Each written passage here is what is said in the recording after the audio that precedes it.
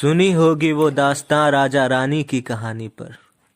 दोनों मर तो गए मगर खत्म हुई ना वो कहानी पर। भला कैसे मान ले कि अधूरी रही मोहब्बत उन दोनों की इस कहानी में, जब आज भी हर दास्तां सुनाई जा रही है इसी कहानी पर। नमस्कार, मैं भारद्वाज मिश्रा और टाइम फैक्ट्स न्यूज़ में आपका स्वागत है। तो आज हम आपको लेके चलते हैं एक ऐसी ही कहानी जो कि एक बहुत ही बड़े इश्क की दास्तां के रूप में मशहूर है। तो हम बात करें झारखंड राज्य की। झारखंड राज्य रत्न गर्भा भूमि में अनेकों कीमती खनिज तत्व मौजूद लिए हुए है।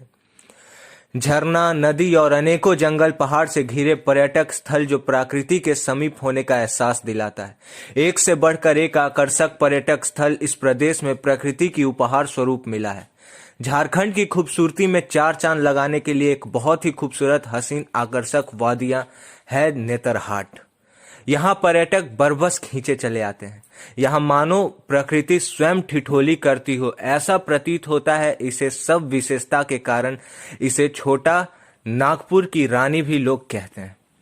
नेतरहाट को झारखंड का मसूरी भी कहा जाता है। नेतरहाट झारखंड राज्य के लातेहार जिले में स्थित एक आकर्षक पर्यटक स्थल है। यह स्थल समुद्र तल से लगभग 3700 फीट ऊंचाई पर स्थित है और झारखंड की राजधानी रांची से लगभग 144 से 154 किलोमीटर की दूरी पर अवस्थित है। नेतरहाट में एक प्रसिद्ध विश्वविद्यालय भी है। झारखंड की नेतरहाट में एक मशहूर जगह मंगोलिया पॉइंट। मंगोलिया पॉइंट की कहानी भी बेहद दिलचस्प है। यहाँ आज भी एक प्रेमी जोड़े का प्रतिमा बनाया गया है जो उस जमाने की ब्रिटिश अधिकारी की बेटी मंगोलिया और चरवाहे के अधूरे अमर प्रेम कहानी का याद ताजा कर देती है। भारत जब गुलाम था उस समय अंग्रेज अधिकारी नेतरहाट आते थे। बताते हैं कि एक अंग्रेज ऑफिसर को नेतरहाट बहुत पसंद था। वह यहाँ सब परिवार घूमने आया और यहीं रहने लगा। उसकी एक बेटी थी, उसका नाम मंगोलिया था। वही नेतरहाट गांव में एक चरवाहा रहता था जो अपने मवेशियों को चराता था और सनसेट पॉइंट के पास प्रत्येक दिन बैठकर बहुत ही मधुर स्वर में बांसुरी बजाता था और बांसुरी की धुन से वह खो जाता था। इसकी चर्चा आसपास के गांव में भी थी। उसकी बांसुरी की धुन सुनकर मंगोलिया मंत्रमुग्ध हो गई और मंगोलिया के दिल को छू गया और बांसुरी बजाने वाले से वह मन ही मन प्रेम करने लगी। उसे मिलने के लिए बेकरार हो गई। मंगोलिया चरवाहे की चाहत में सनसेट पॉइंट के पास आने लगी। दोनों की आंखें मिलने लगी और धीरे धीरे एक दूसरे से घुल मिल गए।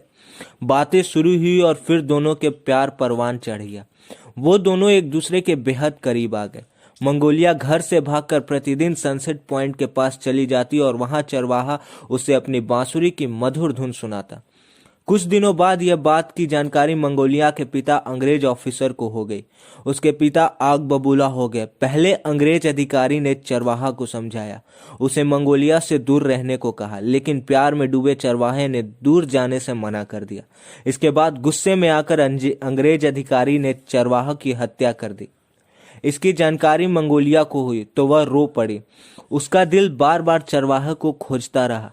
चरवाहे की मौत से आहत मंगोलिया घोड़े के साथ सनसेट पॉइंट पर पहुंची और घोड़ा सहित पहाड़ से कूदकर अपनी जान दे दी और इस तरह उसकी भी मौत हो गई। इस जगह पर वो पत्थर आज भी मौजूद है।